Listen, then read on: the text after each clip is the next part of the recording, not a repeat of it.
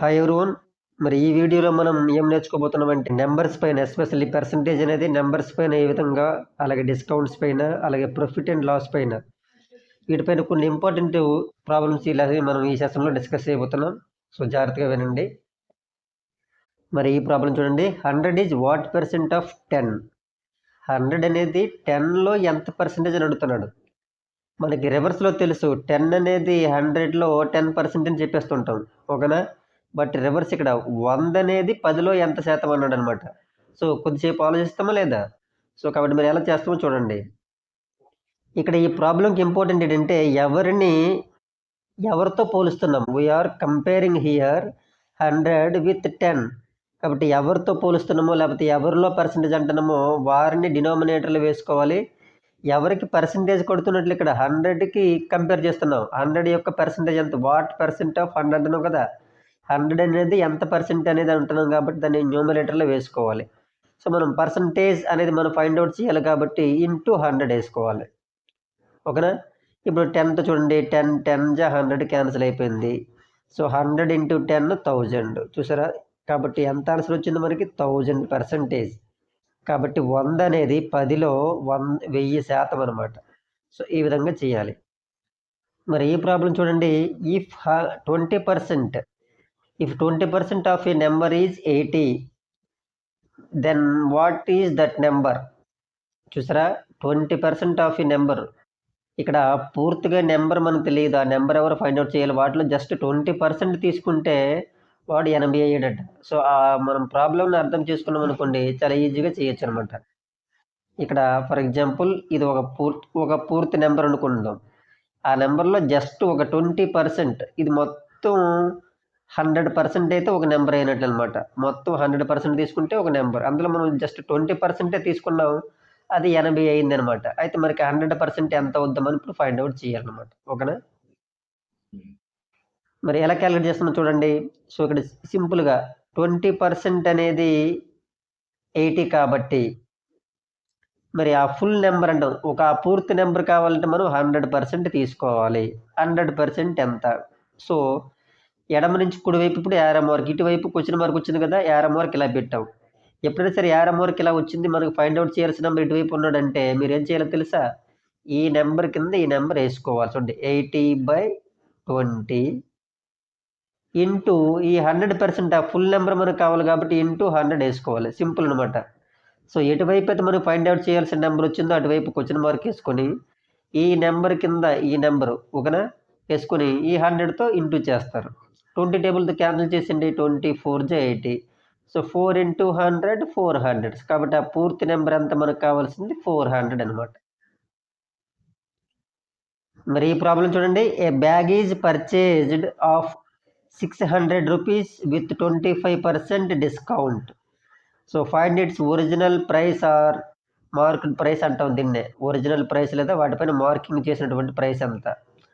ఒక bag already కొనేసాడు, ఎంతకంటే 600 rupees కొనేసాడు, with 25% discount ఇచ్చాడు, తగ్గింపు ఇచ్చాడు అనమాట బ్యాగ్ మీద.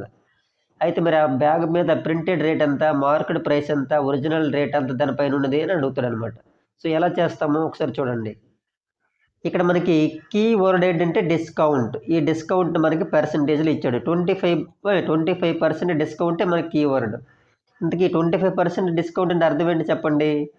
ఒకవేళ ఆ వస్తువు యొక్క ఒరిజినల్ ప్రైస్ దాని మీద ఆ original price or marked price 100 రూపాయలు అని ఉంటే 25 రూపాయలు తగ్గించి మనకి 75 రూపాయలకే ఇచ్చినట్లు, అంతేనా? 100 రూపీస్గా ఉన్నటువంటి అసలు కాస్ట్ అనమాట మనకి ఎంతకు వచ్చినట్లు? అది 25 రూపీస్కే పర్చేజ్ చేసినట్లు. ఇది అర్థం కదా 25% డిస్కౌంట్ అంటే. మరి అటువంటిది ఇప్పుడు మనకి ఆ బ్యాగ్ ఆల్రెడీ మనం సెల్ చేసాడు అనమాట, కొనేసాడు. ఎంత కొనేసాడట? 600 రూపీస్కే వచ్చింది బ్యాగు. మరి 600కే వచ్చిస్తే దానిపైన ఉన్నటువంటి ప్రింటింగ్ రేట్ ఎంత మనకు కావాలి? ఇప్పుడు చూసారా, క్వశ్చన్ మార్క్ ఇప్పుడు లెఫ్ట్ సైడ్ వచ్చిందనమాట. అంటే దీని అర్థం ఏంటి? ఒకవేళ నువ్వు చూడు, ఒక వస్తువు అనేది 75 రూపాయలకి నీకు వస్తే దాని ప్రింటింగ్ రేట్ 100 రూపీస్ ఉన్నట్లు. ఇప్పుడు అదేవిధంగా ఆ వస్తువు మనకి 600కే వస్తే దానిపైన మరి ప్రింటింగ్ రేట్ ఎంత ఉంది, దాని ఒరిజినల్ రేట్ ఎంత, అది ఫైండ్ అవుట్ చేయాలి. సో క్వశ్చన్ మార్క్ ఇటువైపు వచ్చింది కాబట్టి మీకు ఏం చెప్పాను, మీకు ఈ నెంబర్ కింద ఈ నెంబర్ వేసుకోవాలి. చూడండి, ఇక్కడ 100 కింద 75 వేసుకోండి. ఇంటూ ఈ 100 600 అలానే వేసుకుని ఇప్పుడు క్యాన్సిలేషన్ చేద్దాం. చూడండి 25 టేబుల్తో కొట్టివచ్చు. 25 4 జా 100, 25 3 జా 75. 3 టేబుల్తో కొట్టివచ్చు. 3 200 జా 600. అలాగే 200 4 జా 800. కాబట్టి problem, if the cost price of a TV is 60,000 rupees and sold it for 15% loss, దాని ఇట్ సెల్లింగ్ ప్రైస్ ఈజ్. సింపుల్గా మనకి టీవీ యొక్క కాస్ట్ ప్రైస్ ఇచ్చాడు, సెల్లింగ్ ప్రైస్ ఏమో మనకి 15% లాస్లో ఇచ్చిండు కదా. మరి ఇప్పుడు ఆ వాస్తవానికి ఆ టీవీని ఇప్పుడు ఎంతకి సెల్ చేసినట్లు, మరి ఎలా చేస్తున్నామో చూడండి. మరి ఈ ప్రాబ్లంలో మనకి కీవర్డ్ ఏంటి? లాస్ 15%. 15% లాస్ అనేది కీవర్డ్ అనమాట. మీరు లాస్ 15% అర్థం ఏంటి చెప్పండి? ఆ వస్తువు యొక్క కాస్ట్ ప్రైస్ ఎంత, సెల్లింగ్ ప్రైస్ ఎంత, ఈ రెండింటిని చూడండి ఒకసారి. ఒక వస్తువు యొక్క కాస్ట్ ప్రైస్ 100 రూపీస్ అంటే 15% లాస్కి మరి సెల్ చేసామంటే ఎంతకి అమ్మినట్లు? మరి 100లో నుంచి 15 మైనస్ చేయాలి, అంటే 85 రూపీస్కి అమ్మినట్లు, అంతేనా? ద సేమ్ వే ఇప్పుడు మనకి ఆల్రెడీ టీవీ యొక్క కాస్ట్ మనకి ఎంత ఇచ్చాడు? 60,000 రూపీస్. అయితే ఇప్పుడు దాన్ని మరి ఎంతకి అమ్మినట్లు? సో ఇక్కడ క్వశ్చన్ మార్క్ వచ్చింది, రైట్ సైడ్ క్వశ్చన్ మార్క్ వచ్చింది. మనకున్న రెండు events, cost price, selling price. మనకి ఇందులో ఎవరైతే తెలియదో చూడండి, ఇక్కడ 60,000గా ఉన్నటువంటి కాస్ట్ ప్రైస్, సెల్లింగ్ ప్రైస్ ఎంత మనకు తెలియదు కాబట్టి వెంటనే యారో మార్కెట్ వేసుకొని మీరు ఏం చేయాలి చూడండి. ఈ 85ని 100తో, సింపుల్గా 85నేమో 100తో డివైడ్ చేసినట్లు, ఆ వచ్చిన ఆన్సర్ ఏమో 60,000తో మల్టిప్లికేషన్ చేసిన ఇంటూ 60,000 వేస్తాం. అదే లాజిక్ ఇక్కడికి అనమాట. సో 100తో డివిజన్ చేయడం అంటే 2 జీరోలు క్యాన్సిల్ చేయడమే కదా. సో వీళ్ళిద్దరిని ఇప్పుడు మల్టిప్లై చేద్దాం.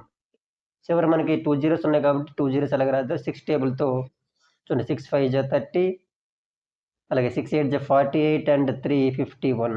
కాబట్టి ఆ టీవీని మనకి ఇప్పుడు 51,000 రూపీస్కి అమ్మినట్లు అనమాట. That is the selling price of that TV. మనం డైలీ వింటుంటాం గోల్డ్ ప్రైస్ డ్రాప్ అయింది లేదా గోల్డ్ ప్రైస్ ఇంక్రీజ్ అయిందని విషయం వింటుంటాం కదా. అటువంటి ప్రాబ్లం చూడండి ఒకసారి. If gold price dropped from 10,000 rupees to 9,500 rupees of 1 gram wait. 1 gram wait అంటే 10,000 రూపాయల నుంచి 9,500 వరకు 1 గ్రామ్ తాలూకు తగ్గిందంట.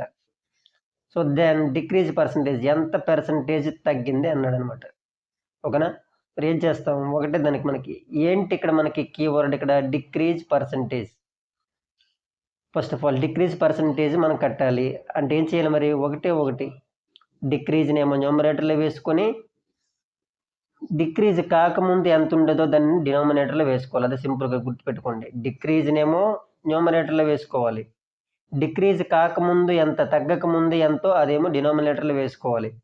ఇంటూ 100% కట్టాలి కాబట్టి అదొకటే లాజిక్ ఇక్కడ అనమాట. ఓకేనా? సో ఎంత ప్రైస్ డిక్రీజ్ అయిందో న్యూమరేటర్, డిక్రీజ్ కాకముందు దాని రేట్ ఎంతో డినామినేటర్, ఇంటూ 100. సో మరి ఎంత? 10,000 నుంచి 9,500కి వచ్చిందంటే మనకి 500 తగ్గినట్లే కదా.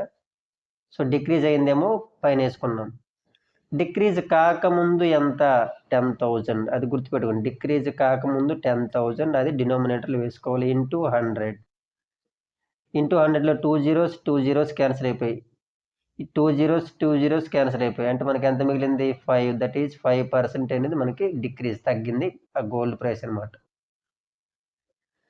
మరి ఈ ప్రాబ్లం చూడండి. If A number increases from 5 to 8, 5 నుంచి 8కి పెరిగిందట ఒక నెంబర్. అది నెంబరే అవ్వచ్చు, లేకపోతే ఏదైనా సరే ఒక వస్తువు యొక్క రేట్ అవ్వచ్చు. 5 రూపాయలుగా ఉన్నటువంటి ఒక వస్తువు తాలూకు రేటు 8 రూపాయలు అయింది అనుకుందాం. దాన్ని ఇట్స్ ఇంక్రీజ్ పర్సంటేజ్, ఎంత శాతం పెరిగింది, పెరిగిన తాలూకా శాతం కట్టమంటున్నాడు అనమాట. సింపుల్గా ముందు ప్రాబ్లంకైనా ఎక్కడికైనా ఒకటే లాజిక్. ఇక్కడ కీవర్డ్ ఏంటి? ఇంక్రీజ్ పర్సంటేజ్ కదా, అందులో ఇంక్రీజ్ అంటే ఇంక్రీజ్ పెరిగింది ఎంత, పెరగక ముందు ఎంత, అది డినామినేటర్లో వేసుకోవాలి, ఇంటూ 100. చూసారా సింపుల్గా ఎంత పెరిగిందో న్యూమరేటర్, పెరగక ముందు దాని వాల్యూ ఎంత denominator, into 100. So first of all ఎంత పెరిగింది? 8. చూడండి 8కి వెళ్ళింది 5 ఉండేదంటే ఎంత పెరిగినట్లు? 3 కదా పెరిగినట్టు, కాబట్టి పెరిగిందేమో పైన వేసుకోవాలి. అసలు పెరగక ముందు అసలు స్టార్టింగ్లో ఎంత ఉండేది? అది 5, అది డినామినేటర్లో వేసుకోవాలి, ఇంటూ 100. 5 టేబుల్తో కొట్టేద్దాం. 5 20 జా 20ని 3 ఇంటూ చేద్దాం, 23 జా 60%. చూసారా? కాబట్టి 5 నుంచి ఒక నెంబర్ 8కి పెరిగిందంటే ఎంత పర్సెంటేజ్ పెరిగినట్లు? 60% పెరిగినట్లు.